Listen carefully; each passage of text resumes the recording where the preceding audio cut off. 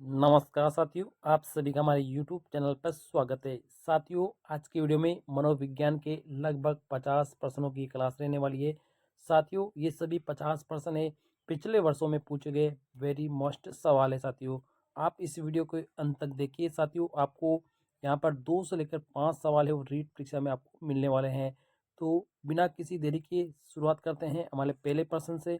ये मनोविज्ञान की एक धमाकेदार क्लास रहने वाली है। साथियों, शुरुआत करते हैं हमारे पहले प्रश्न से। स्थिर अवस्था बनाए रखने के लिए शरीर की प्रवृत्ति को क्या कहा जाता है? समस्थिति, बढ़ावा देना, संतुलन या प्रेरणा? तो ये इसका जवाब रहेगा समस्थिति, बिल्कुल सही जवाब रहेगा। दूसरा सवाल हमारा, व्यक्तिगत विभिन्नताओं की प्रकृति के लिए निम्न में से कौन सी अवधारणा सत्य नहीं है? तो व्यक्तिगत विभिन्नताओं के लिए आपको सत्य जो नहीं है वो बतानी है। समान, सामान्य, संभाव्यता, अधिगम समानता, विचलनशीलता या शील गुणों का अंतर संबंध? तो इसमें जो नहीं रहेगी साथियों वो रहेगी अधिगम समानता, बिल्कुल सही जवाब रहेगा। इसके बाद हमारा तीसरा सवाल है साथियों, व्यवसाय चयन में व्यक्तिगत विभिन्नताओं को निम्न के द्वारा समझाया गया है। तो यहाँ पे व्यक्तिगत विभिन्नता को किसके द्वारा समझाया गया है? तो इसका बिल्कुल सही जवाब रहेगा अभिक्षमताओं में अंतर। उसी से हम व्यक्तिगत विभिन्नता को समझा सकते हैं। अगला सवाल है हमारा, चौथा नंबर सवाल है साथियों। यहाँ पर थोड़ा सा मैं ऊपर कर दूँ।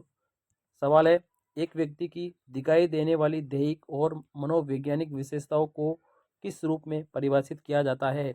तो यहाँ पर है प्रोपोटाइप, कार्योटाइप, फिनोटाइप या जीनोटाइप। तो इसका राइट आंसर रहेगा फिनोटाइप, बिल्कुल सही जवाब रहेगा। अगला सवाल है, स्वभाव में व्यक्तिगत विभिन्नताएं आधारभूत रूप से होती है। तो यहाँ पर अधिगमित, जन्मजात, अधिग्रहित या सांस्कृतिक? इसका सही जवाब रहेगा साथियों जन्मजात होती है।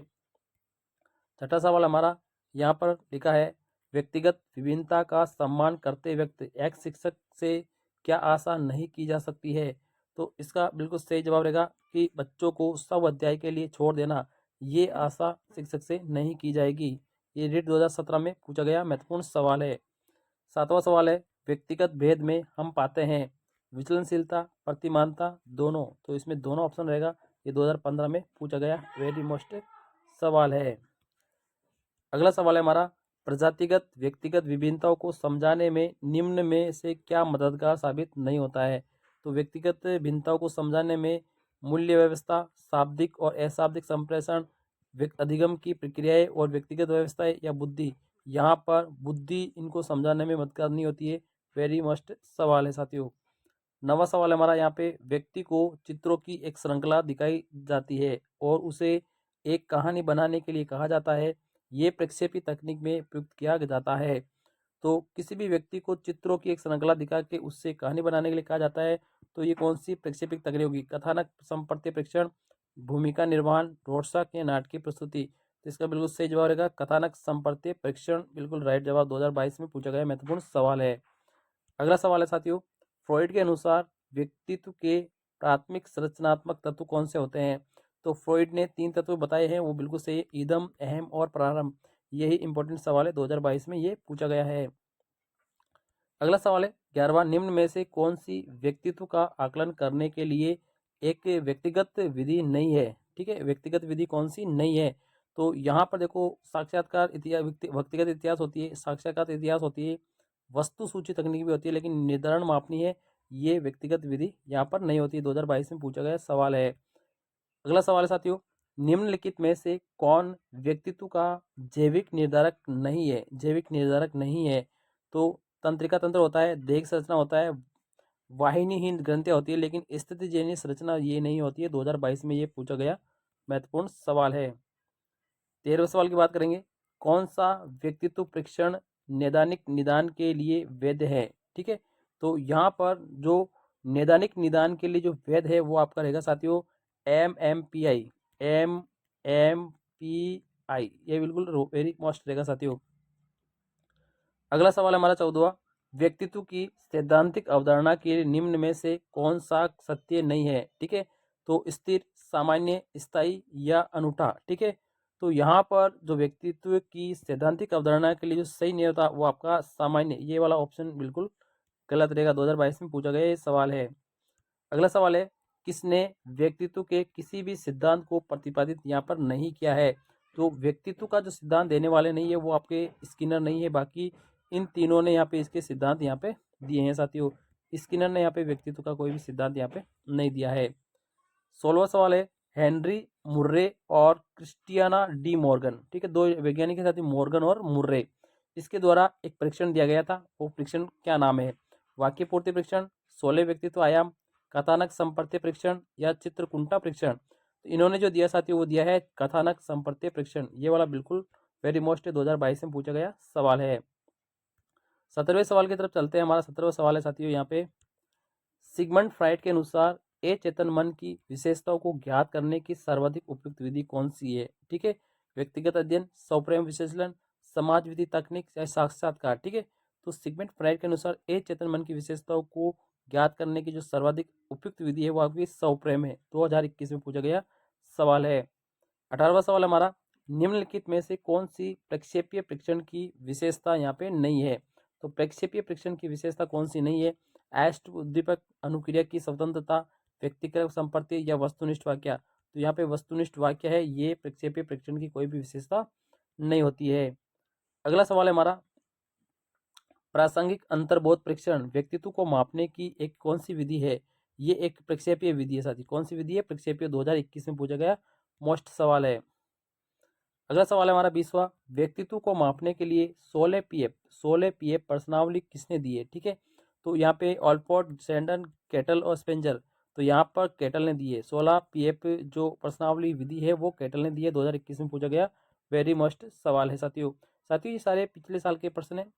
अगला सवाल है, फ्रॉइड की अनुशंसित व्यक्तित्व की बनावट के अनुसार निम्न में से कौन सा मूलभूत तीव्र इच्छा उठने के साथ ही तुरंत और अनैच्छिक रूप से सभी नियम तथा जीवन की सत्यता, नैतिकता की अवहेलना करते हुए संतुष्ट करता है?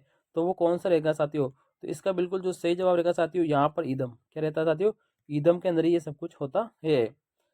अगला सवाल है हमारा साथियों, ये वेरी मोस्ट लगा सकते हैं साथियों आप, स्कीमा का क्या मतलब होता है?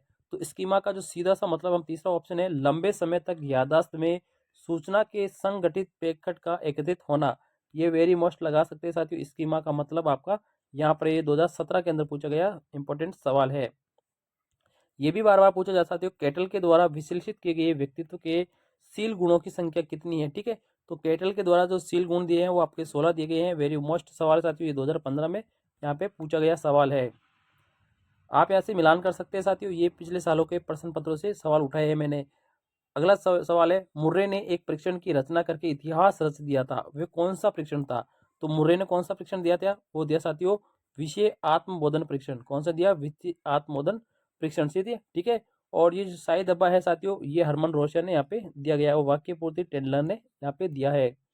अगला हमारा 25वां सवाल है साथियों, व्यक्तित्व, यहाँ पे ये परिभाषा साथियों, थोड़ी सी इसको थोड़ा सा मैं नीचे कर लेता हूँ। यहाँ पे देखिए, यहाँ पे इस परिभाषा को आपको ध्यान से याद करना है, इंपॉर्टेंट परिभाषा है।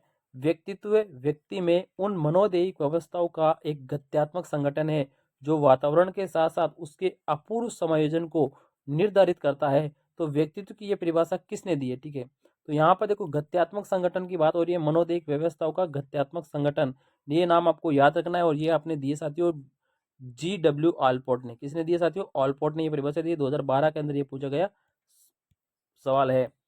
अगला हमारा सवाल है 26वां, निम्न में से कौन सी तकनीक प्रक्षेपण तकनीक नहीं है? यानी प्रक्षेपण नहीं है। ठीक है, खेल तकनीक, साहचर्य तकनीक, चित्र साहचर्य, व्यक्तिगत अध्ययन। तो यहाँ पर जो व्यक्तिगत अध्ययन है ना, ये एक प्रक्षेपण तकनीक यहाँ पर नहीं रहेगी। इसके बाद अगले सवाल की तरफ चलते साथियों, यहाँ पर लिखा है बालक प्रसंग बोध परीक्षण। ये एक परीक्षण है साथियों, इसको हम शॉर्ट में CATB यहाँ पे कहते हैं साथियों। 3 से 10 वर्ष की आयु वर्ग के बालकों के लिए बनाया गया है। और इस परीक्षण में कार्ड किसके स्थान पर प्रतिस्थापित किए गए? ठीक है, ठीक है, तो यहाँ पर जो कार्ड है ना, ये लोगों के स्थान पर जानवरों के लिए प्रस्तापित किया गया है। ये बिल्कुल वेरी मोस्ट सवाल है साथियों, यहाँ पे बेलक ने दिया था ये। अगला सवाल है, जिन इच्छाओं की पूर्ति नहीं होती है उनका भंडार गृह निम्न में से कौन सा है? ठीक है, जिन इच्छाओं की पूर्ति अगर नहीं होती है उसका भंडार गृह होता है साथियों ईदम। कौन सा होता है? ईदम। वेरी मोस्ट सवाल है, आप इसे लगा सकते हैं।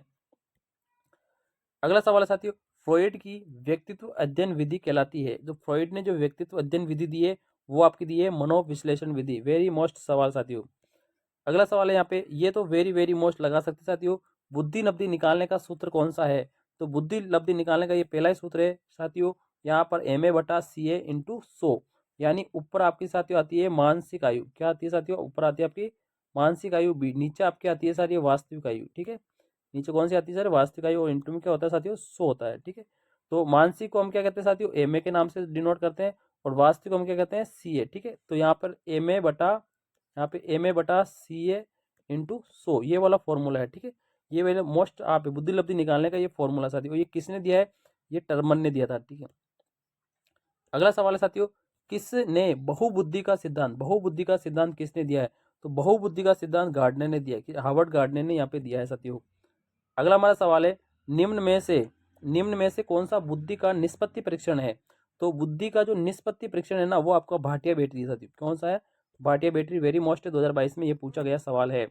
अगला सवाल है हमारा 34वां सवाल है, कौन सा परीक्षण बुद्धिमत्ता का संस्कृति मुक्त अवाचिक परीक्षण है? संस्कृति मुक्त अवाचिक परीक्षण है। तो इसका बिल्कुल सही जवाब जो रहेगा साथियों, ये रहेगा स्टैंडर्ड प्रोग्रेसिव मैट्रिसेज। ये 2022 में पूछा गया इंपॉर्टेंट सवाल है। अगला सवाल है हमारा यहाँ पे, बहुआयामी बुद्धिमत्ताओं के गार्डनर के सिद्धांत में कौन सी बुद्धिमत्ता सम्मिलित यहाँ पर नहीं की है? तो यहाँ पर बहुआयामी जो सिद्धांत है वो गार्डनर ने दिया है, उसमें जो बुद्धिमत्ता में दिया गया है अंत्यव्यक्तिक, सामवेगिक, प्राकृतिक और अस्तित्वकारी। तो यहाँ पे इसने सामवेगिक जो शब्द है ना, ये नहीं दिया है, ये 2022 में पूछा गया इंपॉर्टेंट सवाल है। 36वां सवाल है हमारा साथियों, किस मनोवैज्ञानिक के द्वारा सर्वप्रथम बुद्धि परीक्षण का निर्माण किया था? सबसे पहले बुद्धि परीक्षण का निर्माण किसने किया? तो सबसे पहले बुद्धि परीक्षण का निर्माण बिन्ने ने किया है। वे मेरी मोस्ट है यहाँ पे 2021 के अंदर ये पूछा गया इंपॉर्टेंट सवाल है। अगला सवाल है साथियों, यहाँ पर रेनिन प्रोग्रेसिव मैट्रिसेज का प्रयोग है इसके मापन के लिए किया जाता है। ठीक है, तो ये किसके मापन के लिए किया जाता है? तो इसका बिल्कुल सही जवाब रहेगा साथियों बुद्धि के लिए, 2021 के अंदर पूछा गया इंपॉर्टेंट सवाल है। 38 नंबर सवाल है, निम्नलिखित में से कौन सा बुद्धि का घटक नहीं है? यानी बुद्धि का घटक कौन सा नहीं है? तो यहाँ पे तार्किक चिंतन होता है, स्मृति होता है, अनुभव से सीखना होता है, लेकिन व्यावसायिक जो रुचि है ना, ये बुद्धि का कोई भी घटक यहाँ पर नहीं रहता है। 39 नंबर सवाल है साथियों, किसी बालक की वास्तविक आयु 13 है और उसकी मानसिक आयु 14 है, तो उसकी बुद्धि लब्धि कितनी होती? तो यहाँ पे साथियों देखो, मानसिक आयु का मैंने फॉर्मूला भी मैंने बताया था, MA/CA इंटू 100। तो यहाँ पे वास्तविक आयु कितनी है? 13 वर्ष, और मानसिक आयु कितनी है? 14। तो मानसिक आयु ऊपर रखनी है और वास्तविक आयु उसकी नीचे रखनी है, तो गुणा के अंदर आपको क्या करना है? 100 करना है। ठीक है, तो यहाँ पर इसको 14 को 100 से गुणा करेंगे और फिर हम 13 का भाग लगेंगे, तो इसका राइट आंसर आएगा साथियों 107.69। और बुद्धि जो लब्धि का जो सूत्र है ना साथियों, ये किसने दिया? टर्मन ने दिया। ठीक है, इंपॉर्टेंट सवाल आप इसे लगा सकते हैं। अगला सवाल है, यदि पूनम की कालक्रमिक आयु और मानसिक आयु 9 साल है, दोनों ही चीजें 9 साल है, उनकी सेम है, तो बुद्धि लब्धि का वर्ग कौन सा होगा? ठीक है, तो ये बुद्धि लब्धि आप निकाल सकते हैं 9/9 इंटू 100। ठीक है, तो यहाँ पर 9 से 9 कट जाएगा 100, तो ये आएगी साथियों औसत। कौन सी आएगी? औसत। ये 2018 में पूछा गया इंपॉर्टेंट सवाल है साथियों। ये थोड़ी सी एक परिभाषा है, बड़ी सवाल है। देखिए यहाँ पे मैं इसे थोड़ा सा ऊपर कर देता हूँ, थोड़ा सा हमें ऑप्शन भी दिख जाएंगे। सवाल है, सूचना प्रक्रमण सिद्धांत बुद्धि का विभिन्न आधारभूत कौशलों में विविध करने के लिए किए जाते हैं। ठीक है, जिसे लोग सूचना प्राप्त करने, प्रक्रमण करने और तर्क देकर समस्या समाधान के लिए उपयोग करते हैं। इस तरह के सिद्धांत का प्रतिपादन करने वाले कौन से है? ठीक है, तो ये जो सिद्धांत है सूचना प्रक्रमण सिद्धांत, ठीक है, ये किसने दिया? तो यहाँ पे लिखा साथियों रॉबर्ट स्टर्नबर्ग। यहाँ पे लिखा है रॉबर्ट स्टर्नबर्ग, आपको ये याद रखना है। रॉबर्ट स्टर्नबर्ग 2018 के अंदर पूछा गया ये मेस्ट सवाल है। 42 नंबर सवाल है, व्यावसायिक बुद्धि को किस नाम से जाना जाता है? तो व्यवहारिक साथियों व्यवहारिक बुद्धि। ठीक है, व्यवहारिक बुद्धि को जाना जाता है वो मूर्त बुद्धि के नाम से जाना जाता है। इंपॉर्टेंट सवाल है। अगला हमारा सवाल है, बुद्धि का त्रिआयामी सिद्धांत के अनुसार बुद्धि के कितने कारक होते हैं? ठीक, कारकों की संख्या। तो बुद्धि का जो त्रिआयामी सिद्धांत है गिलफोर्ड ने दिया है, उसमें कारकों की संख्या साथियों 120 होती है। ये आपके 2015 के अंदर पूछा गया इंपॉर्टेंट सवाल है। अगला सवाल है हमारा यहाँ पर, प्राय बालकों की बुद्धि का मापन किया जाता है। ठीक है, तो प्राय बालकों की बुद्धि का जो मापन है ना, वो पहले ऑप्शन होगा ए वाचिक समूह बुद्धि परीक्षणों के द्वारा यहाँ पे किया जाता है। 2012 के अंदर पूछा गया इंपॉर्टेंट सवाल है। अगला सवाल हमारा 45 नंबर सवाल है, कौन बुद्धि परीक्षणों के दुरुपयोग का संकेत देता है? यानी बुद्धि परीक्षणों के दुरुपयोग का संकेत कौन देता है? उन्नति के लिए मापन सहायक, ये तो सही है। बुद्धि लब्धि का लेबल बालकों पर लगाकर अध्यापक अपनी अकुशलता को क्या करते हैं, छिपाते हैं। ये वाला संकेत है दुरुपयोग का, ठीक है, अपनी अकुशलता को छिपाते हैं वो, ठीक है। अगला हमारा सवाल ये 2012 के अंदर पूछा गया सवाल है। अगला ये इंपॉर्टेंट सवाल है, थॉर्नडाइक के अनुसार बुद्धि का प्रकार कौन सा नहीं है। तो थॉर्नडाइक ने बुद्धि के 3 प्रकार दिए थे, ठीक है। तो उसके अंदर देखो अमूर्त बुद्धि दिया था, ठीक है, सामाजिक बुद्धि भी दिया, गत्यात्मक बुद्धि है, लेकिन जो सांवेदिक बुद्धि है ना, ये वाला ऑप्शन इन्होंने यहाँ पे नहीं दिया है, तो ये वाला ऑप्शन इसका प्रकार नहीं रहेगा। अगला सवाल हमारा 47 नंबर सवाल है, बिन्ने साइमन मापनी का जो निर्माण है वो किस वर्ष में हुआ था और इसके अंदर कितने वर्ष के बालक आते हैं, ठीक है। तो यहाँ पे देखो बिन्ने साइमन का मापन का जो कौन सा वर्ष में हुआ था, तो वो 1905 के अंदर हुआ, ये आपको याद रखना है।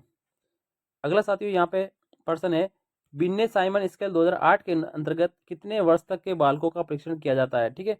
तो यहाँ पर 13 वर्ष तक के बालकों का यहाँ पर इसमें परीक्षण यहाँ पर किया जाता है। 49 नंबर सवाल है यहाँ पे, मानसिक आयु का प्रयोग सर्वप्रथम निम्न में से किस मापदंड में किया गया था, ठीक है। तो मानसिक आयु का सबसे पहले जो प्रयोग है साथियों, ये बिन्ने साइमन मापनी 2008 में किया गया था। ये इंपॉर्टेंट सवाल है आज का। और अंतिम सवाल है हमारा साथियों, बुद्धि का बहुतत्व सिद्धांत किसने दिया है। तो बहुतत्व साथियों थॉर्नडाइक ने दिया है। साथियों ये मनोविज्ञान के लगभग 50 प्रश्नों की ये क्लास थी साथियों। ये क्लास प्रश्न बिल्कुल पिछले वर्षों के पूछे गए सवाल है साथियों। इसमें से आपके 2 से लेकर 5 सवाल जरूर मिलेंगे साथियों रीट में। आप इसे जरूर देख कर जाइए। वीडियो अच्छा लगे तो वीडियो को लाइक, चैनल को सब्सक्राइब करें। थैंक यू, धन्यवाद।